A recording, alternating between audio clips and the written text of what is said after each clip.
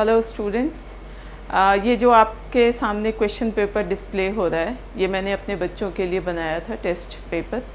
ये test paper इस video के डिस्क्रिप्शन में है, बेस्ड ऑन चैप्टर 1, 25 मार्क्स का है, 1 आवर का। तो आप इसको एज अ प्रैक्टिस टेस्ट आप भी इसको इस्तेमाल कर सकते हैं। और इसी पे बेस्ड ये वीडियो आज डिस्कशन जो होगा इसी के क्वेश्चंस को मैं डिस्कस करूँगी। अभी आपने चैप्टर 1 का टेस्ट दिया, परफॉर्मेंस अच्छा था, पर कुछ जो कॉमन मिस्टेक्स थे जो मुझे लगा कि रेक्टिफाई करने की ज़रूरत है, इसलिए मैं इस वीडियो में जितने भी क्वेश्चंस हैं उनको डिस्कस करूँगी। और उसमें जो मेन पॉइंट्स हैं जो आपको आगे क्वेश्चन करते समय ध्यान रखना है, उस पर हम फोकस करेंगे। ठीक है, तो मेजर एरिया जो है, पहले HCF LCM का हम करते हैं यूक्लिड डिवीज़न मेथड पे।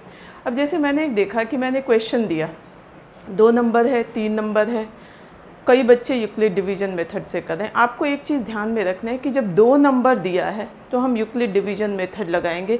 जब 3 नंबर दिया है, ठीक है, क्वेश्चन में 3 नंबर्स हैं, तो आप फंडामेंटल थ्योरम ऑफ अरिथमेटिक से ही करेंगे, पहली बात।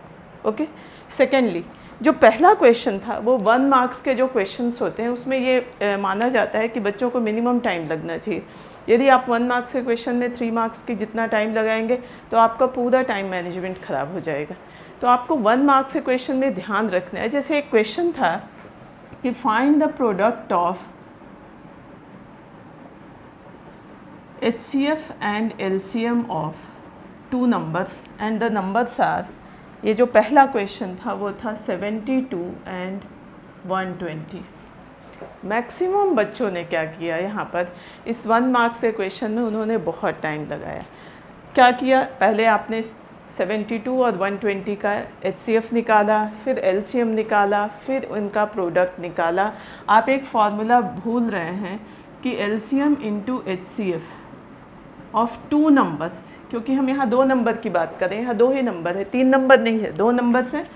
HCF and LCM, HCF and LCM, product of these 2 is product of numbers. तो आपको से जब ये पूछा गया है तो बेसिकली हम क्या करेंगे, कैलकुलेट करेंगे प्रोडक्ट ऑफ नंबर्स। आपको ज़रूरत ही नहीं थी यहाँ पे HCF और LCM निकालने का। ठीक है, तो जब भी ऐसा क्वेश्चन हो, 1 मार्क्स के क्वेश्चन में 2 नंबर्स दिए हैं और आपको प्रोडक्ट निकालना है HCF और LCM का, तो आप सिंपली क्या करेंगे, इन दोनों नंबर्स को मल्टीप्लाई कर देंगे। ये 8640, दिस वाज द आंसर। ठीक है, पहला मिस्टेक ये। दूसरा, आपको जब भी 2 नंबर्स दिए हैं और आपको HCF और LCM दोनों निकालना है, तो उस केस में जैसे हम एक एग्ज़ाम्पल लेते हैं कि मान लो कि आपके पास एक नंबर दिया हुआ है, एग्ज़ाम्पल 1 ले रही हूँ मैं, 56 एंड 824। ये 2 नंबर्स दिए हैं, इसका HCF और LCM निकालना है। तो 2 नंबर दिए हैं, हम इसमें फंडामेंटल थ्योरम ऑफ अरिथमेटिक में नहीं जाएंगे। गलत नहीं है, पर नहीं जाएंगे क्योंकि आपको ये जब क्वेश्चन आएगा तो उसी हिसाब से मार्क्स अलॉटेड होगा और उसी हिसाब से टाइम भी अलॉटेड होगा। तो यदि आप 1 मार्क्स में 3 मार्क्स के बराबर टाइम लगाएंगे, 3 मार्क्स में 4 मार्क्स वाला टाइम लगाएंगे, तो पूरा टाइम मैनेजमेंट जो है वो गड़बड़ हो जाएगा। क्योंकि एग्ज़ामिनेशन हॉल में 3 आवर्स जब आप बैठते हैं तो आप एक दूसरे माइंडसेट के साथ बैठते हैं, आप पे बहुत तरह का प्रेशर होता है, उसमें टाइम का बहुत ध्यान रखना है। और ये चीज़ें तभी होगी जब अभी से आप जो भी क्वेश्चन कर रहे हैं उसमें इस सारे मेथडोलॉजी को ध्यान रखेंगे। जैसे ये नंबर है 2, 56 और 824, आपको इसका HCF भी निकालना है और LCM भी निकालना है। तो हम क्या करेंगे, यूक्लिड डिवीज़न मेथड से आपको पता है, आप क्या करते हैं, पहले इसको डिवाइड करते हैं, 56 824 6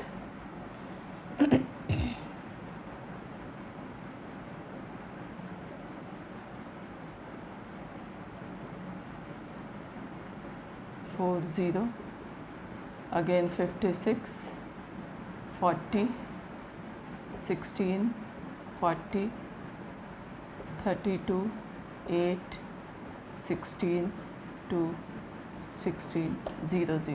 तो यहाँ के हिसाब से आपका HCF आ गया 8। अब हम इसको यूक्लिड डिवीज़न मेथड से पहले लिखेंगे 824 is equal to 56 into 14 plus 40।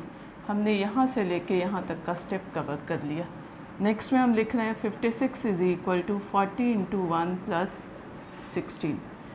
ठीक है, आपने यहाँ से लेके यहाँ तक कर लिया। नेक्स्ट में हम लिख रहे हैं 40 is equal to 16 into 2 plus 8। So this is this one. और फिर हम कर रहे हैं 16 is equal to 8 into 2 plus 0। तो आपका HCF आ गया 8। अब जब आपको LCM निकालना है तो आप इस फॉर्मूले को यूज़ करेंगे।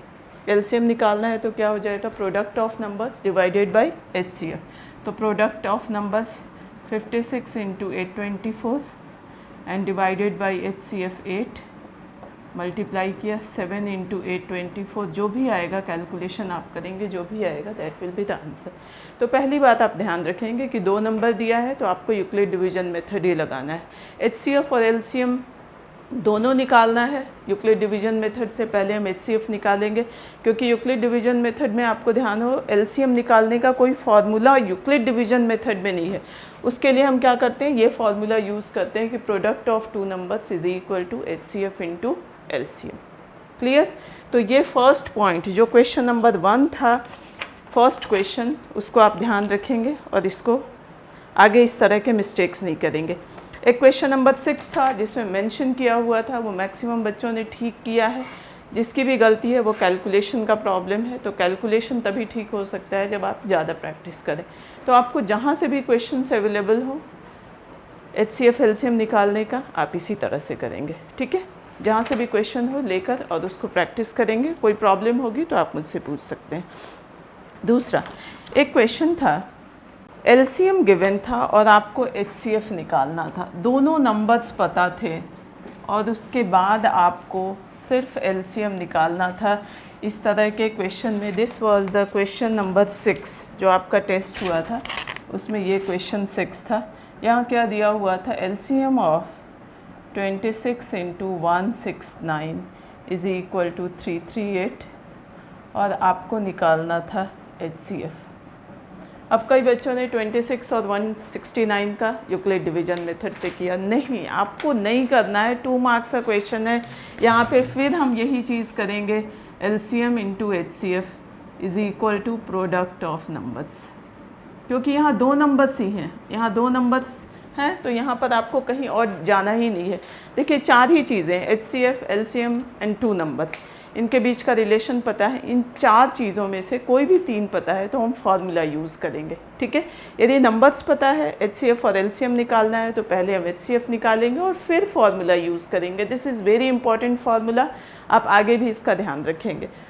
तो देखिए यहाँ पर आपके पास LCM दिया हुआ है 338, आपको HCF निकालना है, is equal to product of number that is 169। अब HCF निकालने के लिए क्या करेंगे, देखो 26 इंटू 169 अपॉन 338। आप देख सकते हैं ये नंबर 2 से कटेगा, ये 13 से। ये 2 मार्क्स का क्वेश्चन था और इस पर 2 मार्क्स लायक ही टाइम लगाना है। Okay, so this was question number 6। तो जो मैंने अभी क्वेश्चन आपको इस पे बेसिस पे किया है, क्वेश्चन नंबर 1 डिस्कस हो गया। क्वेश्चन नंबर 6 ये था, क्वेश्चन नंबर 7 नॉट 6, ये था क्वेश्चन नंबर 7। क्वेश्चन नंबर 6 में यूक्लिड डिवीजन मेथड से निकालना था आपको HCF। इस क्वेश्चन को भी हम डिस्कस कर लेते हैं ताकि जिन बच्चों का कैलकुलेशन मिस्टेक हुआ वो इसको रेक्टिफाई कर सकें। ठीक है, तो जब ऐसा क्वेश्चन हो तो आपको ये formula, this is very important formula. पता नहीं पूरे टेस्ट में मुझे इतनी डिसअपॉइंटमेंट हुई कि आपने ये फार्मूला मिनिमम जगह यूज़ किया है। जिनके सही हैं उन्होंने यूज़ किया है, पर मैक्सिमम बच्चों ने इसको मिस किया है, तो ध्यान रखना है आपको। चलिए एक अगला क्वेश्चन है, क्वेश्चन नंबर 6, जिसमें यूक्लिड डिवीजन मेथड से आपके पास 2 नंबर्स दिए हैं 96 और 404। इसका आपको HCF निकालना है।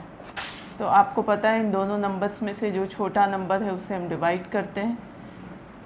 ठीक है, और पूरा डिवीज़न का प्रोसेस वैसे ठीक था, लेकिन कैलकुलेशन मिस्टेक पे आप ध्यान रखेंगे। जहाँ आप माइनस कर रहे हैं, प्लस कर रहे हैं, ऐड कर रहे हैं, मल्टीप्लाई कर रहे हैं, एक भी पूरा सीरीज़ है उसमें कहीं एक नंबर भी गलत हुआ तो ये गलत हो जाएगा। तो देखिए 96 से हम करते हैं 4 टाइम्स में जाएगा,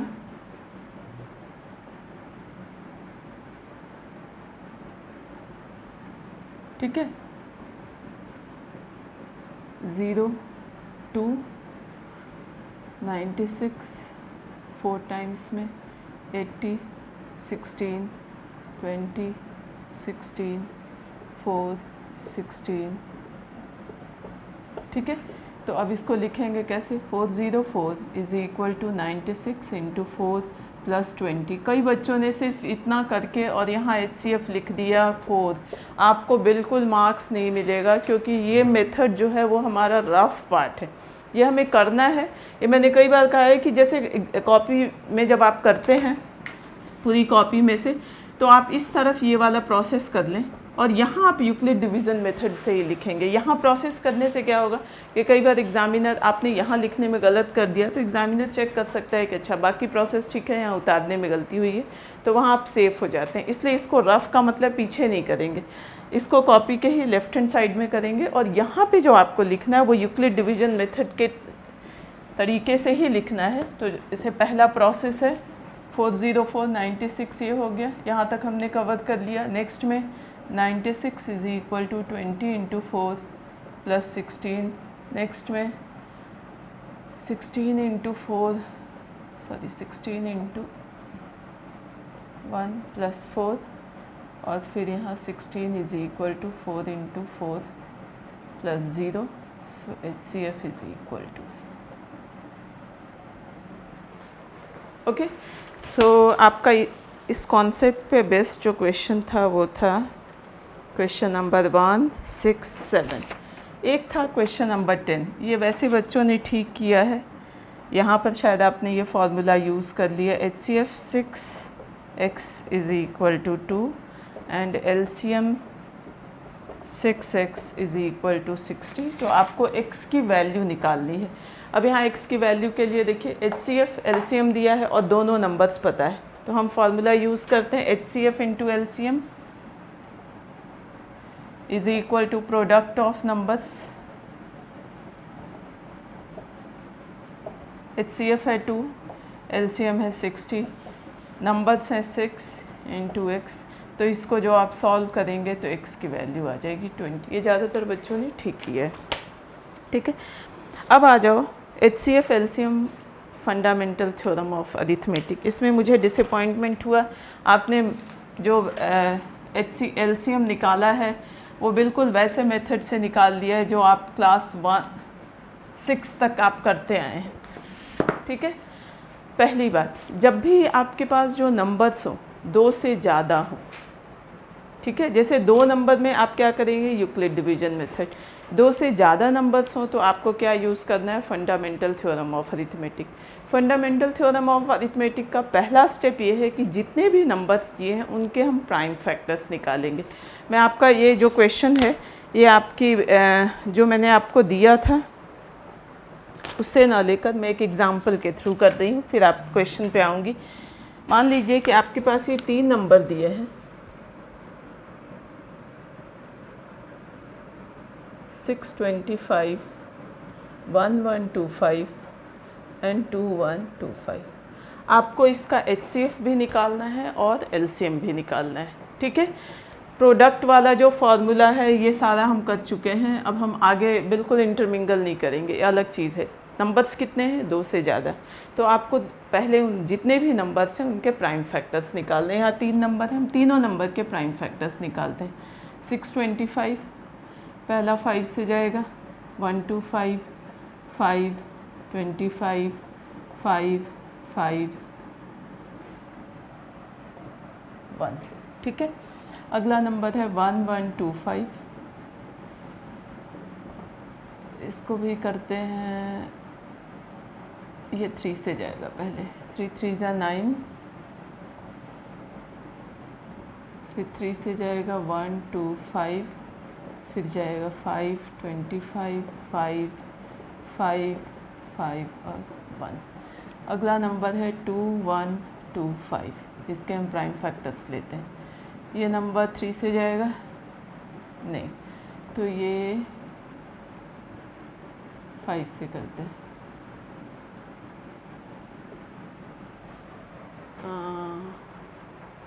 ठीक है, फिर 5 से करते हैं।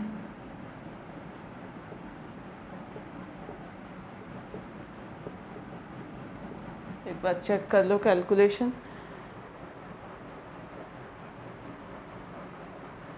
ओके, ये हो गए प्राइम फैक्टर्स तीनों नंबर के।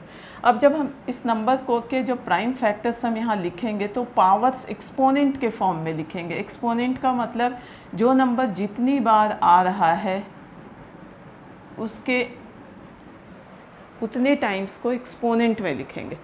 अब जैसे यहाँ देखिए, यहाँ पे जो नंबर्स हैं यहाँ सारे 5 आए। 5 कितनी बार आए? 4 टाइम्स, तो हम इसको लिखेंगे 5 की पावर 4। ओके, दूसरा नंबर यहाँ पे 3 आ रहा है, कितनी बार? 2 बार, 3 की पावर 2, और 5 आ रहा है 3 टाइम्स। नेक्स्ट में आ रहा है 5 की पावर 3 इंटू 17 की पावर 1। 17 की पावर 1 इसलिए लिखा, एक ही बार आ रहा है, 1 को मेंशन करेंगे। अब आपको HCF और LCM निकालना है। HCF में हम कॉमन फैक्टर्स लेते हैं। पहली बात, कॉमन फैक्टर्स लेंगे, और कॉमन फैक्टर लेने में अब जैसे आप यदि देखो इसमें तो 5 यहाँ भी है, 5 यहाँ भी है, 5 यहाँ भी, यानी कि जो हमने एक्सपोनेंट फॉर्म में लिखा है बेस देखेंगे। ठीक है, बेस का मतलब 5 की पावर 4 में this is the base and this is the exponent. तो हम एक्सपोनेंट नहीं देख रहे हैं, अभी बेस देख रहे हैं। तो बेस आपको दिख रहा है कि इन तीनों नंबर्स में 5 5 5 सेम है, पर इन तीनों के एक्सपोनेंट डिफरेंट हैं। यहाँ 5 की पावर 4, यहाँ 5 की पावर 3, यहाँ 5 की पावर 3। तो क्या करेंगे कि जितने भी एक्सपोनेंट की जो वैल्यू, उसमें मिनिमम वैल्यू को कंसीडर करेंगे। ओके, तो यहाँ पे 5 की पावर 4, 5 की पावर 3, 5 की पावर 3, 4 3 3 में से मिनिमम है 3, तो ये हो जाएगा 5 की पावर 3। So this is 125। ठीक है, आपको इसमें ऐसे घेरा नहीं लगाना है। घेरा लगाने में क्या होगा, कोई नंबर यहाँ है, कोई नंबर यहाँ है, आप घेरा लगाएंगे, कोई भी नंबर मिस हो जाएगा तो वहाँ गलती हो जाएगी। ओके, तो आपको नंबर्स को पहली बार प्राइम फैक्टर्स लेना है। प्राइम फैक्टर्स के बाद आपको नंबर्स को लिखना है एक्सपोनेंशियल फॉर्म में। एक्सपोनेंशियल फॉर्म में लिखने के बाद कॉमन फैक्टर देखना है, कॉमन बेस देखना है, और कॉमन बेस के बाद जो भी पावर्स हैं, जो भी एक्सपोनेंट हैं, उसके मिनिमम वैल्यू वाले को लेना है। ओके, अब आ जाओ LCM। अब LCM के लिए ऐसा नहीं कि हम फार्मूला को यूज़ करेंगे, इसी से होगा। यहाँ क्या करेंगे, पहले हम कॉमन को लेंगे, पर कॉमन को लेने के साथ यहाँ पे हम क्या करते हैं, मैक्सिमम पावर को लेते हैं।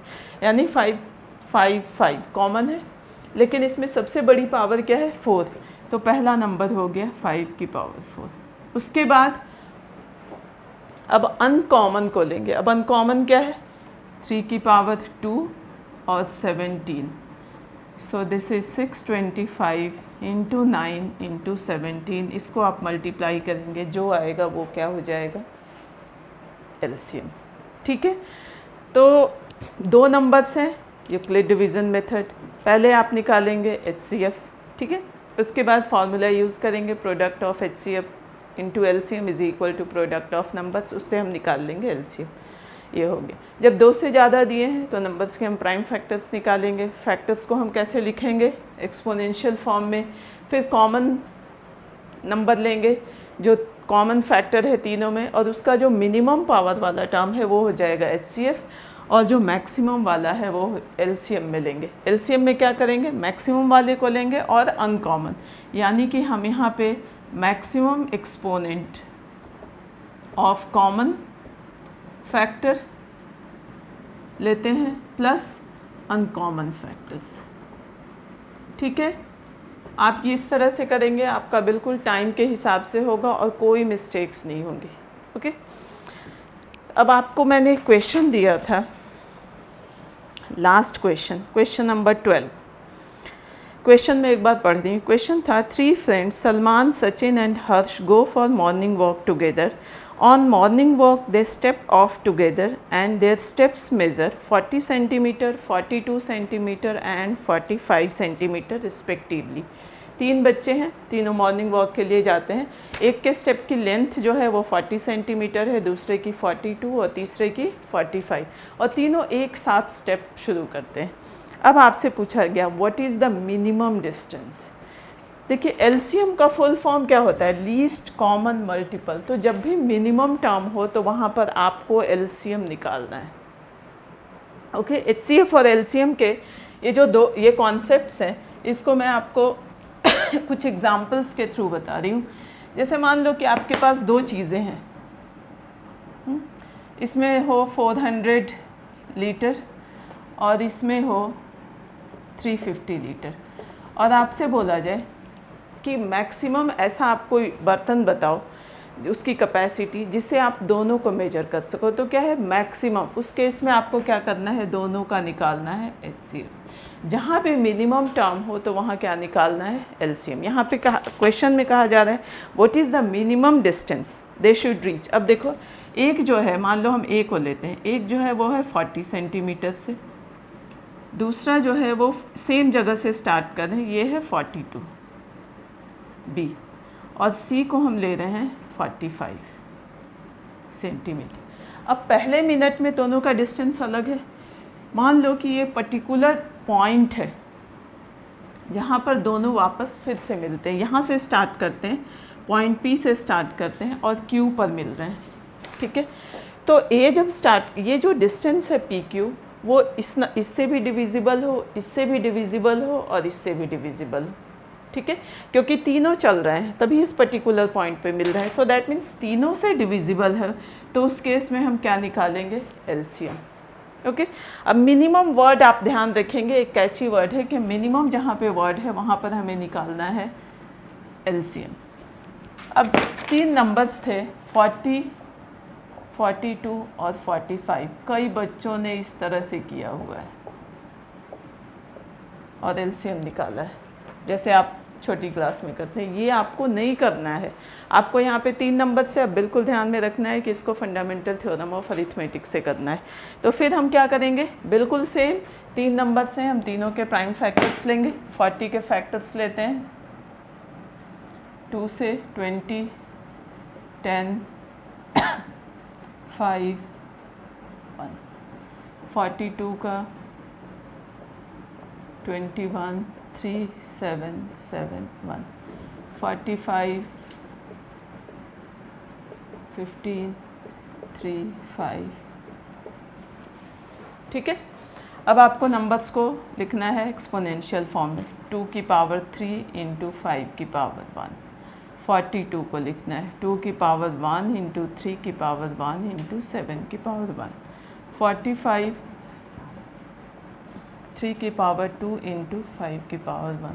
आपको लेना है एलसीएम, नॉट एचसीएफ। पहला तो ये चीज़ ध्यान रखें, ठीक है। एलसीएम, अब एलसीएम में हम क्या करते हैं, जो कॉमन फैक्टर्स हैं पहले हम देखते हैं इसमें कुछ कॉमन है या नहीं। कॉमन के हाईएस्ट हो तो चेक करो, कॉमन है, यहाँ 2 है, यहाँ 2 है, पर यहाँ 2 नहीं है, यहाँ 5 है, यहाँ 5 है, यहाँ 5 नहीं है, यहाँ 3 है, यहाँ 3, तो कॉमन तो कुछ है ही नहीं इसमें। तो पहला तो आपका ये ख़त्म हो गया कि कॉमन कुछ नहीं, ठीक है। अब अनकॉमन लेंगे। अनकॉमन में अब देखो पावर्स देखना है, जैसे अब सबसे छोटा नंबर 2, अब 2 में देखो 2 की पावर 3, 2 की पावर 1, यहाँ कुछ नहीं है, दैट मीन्स 2 की पावर 0 है। तो अब आप देखो इसमें से इसमें और इसमें हाईएस्ट पावर क्या हो गई, 2 की पावर 3। अब आ जाओ, उसके बाद हम 3 को लेते हैं, 3 की पावर 2, 3 की पावर 1, यहाँ नहीं है, सो दैट मीन्स 3 की पावर 0 है। तो इसमें, इसमें और इसमें क्या है, 3 की पावर 2, ठीक है।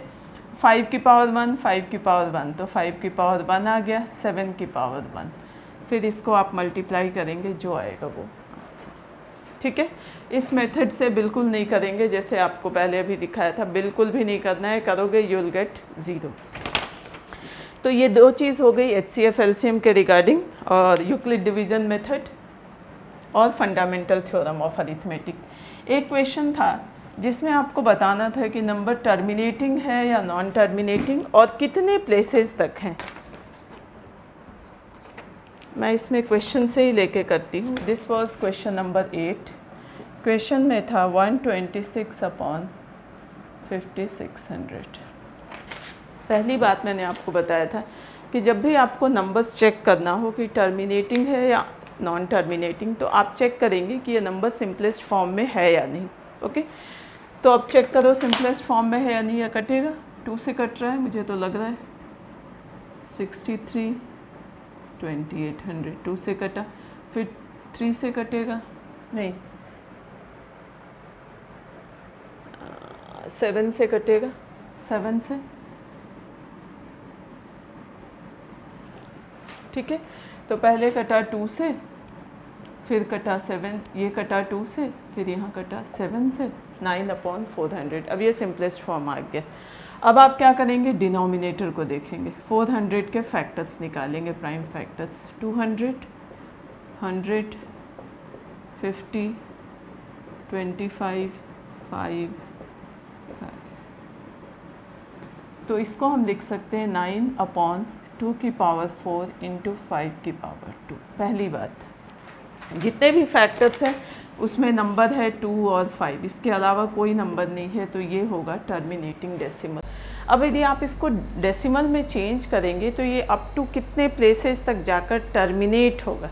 जो आपके पास जो क्वेश्चन था, question was the decimal expansion of 126/5600 will terminate after how many places of decimal. Decimal के कितने प्लेसेस के बाद ये टर्मिनेट होगा। तो मैक्सिमम बच्चों ने क्या किया कि ये 9/400 किया, फिर 400 से डिवाइड कर दिया 9 को और उसको डेसिमल में कन्वर्ट कर दिया। आपको ये नहीं करना है, ये अभी तक आप करते आए हैं। अब क्या करना है कि आपने जब इसको चेंज किया तो 400 के पहली बात तो कि प्राइम फैक्टर्स निकाले। इस प्राइम फैक्टर में आपने देख लिया कि जो फैक्टर है उसमें 2 ही नंबर आ रहे हैं, 2 और 5। या तो 2 आना चाहिए या 5 आना चाहिए या दोनों आना चाहिए। तो उस केस में नंबर कैसा होगा, टर्मिनेटिंग। अब कितने प्लेसेस तक के लिए हम इसके एक्सपोनेंट को देखेंगे। यहाँ 4 है और यहाँ 2, तो बिगर इज़ 4, तो जो नंबर है this will terminate after 4 places of decimals. तो आपको डिवाइड नहीं करना है, यानी आपको यहाँ क्या करना था, 9/400 फैक्टर्स निकाले, ये लिखा, उसके बाद 2 and 5 है तो लिखेंगे this is terminating decimal and this number will terminate after 4 places of decimal. ठीक है, मैं क्या और एग्जांपल लेती हूँ जिससे और क्लियर हो जाएगा। जो आपकी बुक, ये तो आपका टेस्ट में था, और एक मैं एग्जांपल ले रही हूँ। एक है नंबर एग्जांपल 786/1500। ठीक है, सबसे पहली बात आप चेक करेंगे कि नंबर क्या है, स्टैंडर्ड फॉर्म में है या नहीं, यानी कि सिंपलेस्ट फॉर्म में है या नहीं। तो सिंपलेस्ट फॉर्म में आप चेक करो, देखो यहाँ इवन नंबर है, ये नंबर कट सकता है 2 से, तो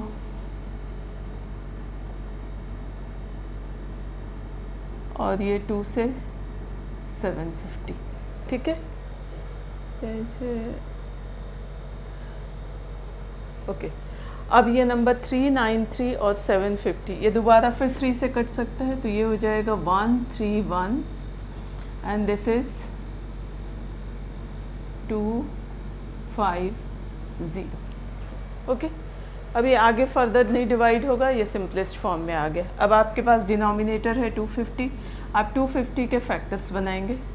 प्राइम फैक्टर्स 2 से 125 5 25 5 5 5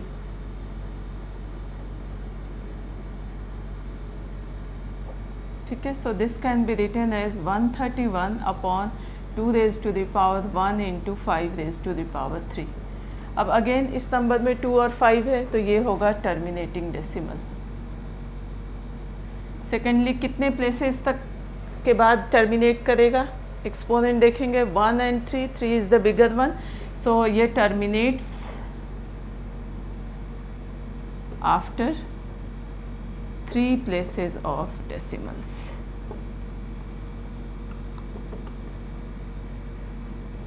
ठीक है, तो ये आप ध्यान में रखेंगे। तो अभी तक हमने क्या क्या डिस्कस किया। पहला ये किया कि यदि 2 नंबर दिया है और उसका आपको HCF LCM निकालना है। HCF निकालना है, हम यूक्लिड डिवीजन मेथड यूज़ करेंगे, और फिर LCM निकालना है, then will use the formula that is HCF into LCM is equal to product of 2 numbers. Okay, यदि क्वेश्चन में दिया हुआ है कि find the product of HCF and LCM and numbers are given, तो आपने HCF LCM नहीं निकालना है।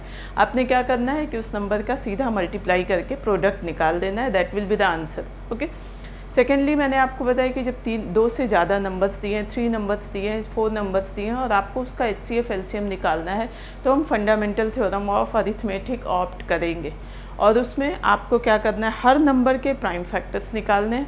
प्राइम फैक्टर्स निकालने के बाद आपको एक्सपोनेंट फॉर्म में लिखना है। एक्सपोनेंट फॉर्म में लिखने के बाद HCF जो है वो कॉमन फैक्टर होगा और यदि उनके एक्सपोनेंट अलग हैं तो लीस्ट वैल्यू वाला जो नंबर है वो हो जाएगा HCF। LCM के लिए क्या करेंगे, पहले कॉमन फैक्टर्स को देख लेंगे, यदि है तो कॉमन फैक्टर के हाईएस्ट एक्सपोनेंट वाले टर्म्स लेंगे, यदि कॉमन नहीं है तो अनकॉमन टर्म्स में भी देखेंगे और अनकॉमन में मान लो 4 नंबर है, 2 में है कॉमन, तो भी उस केस में भी हम क्या करेंगे, हाईएस्ट पावर वाले टर्म लेंगे। ओके।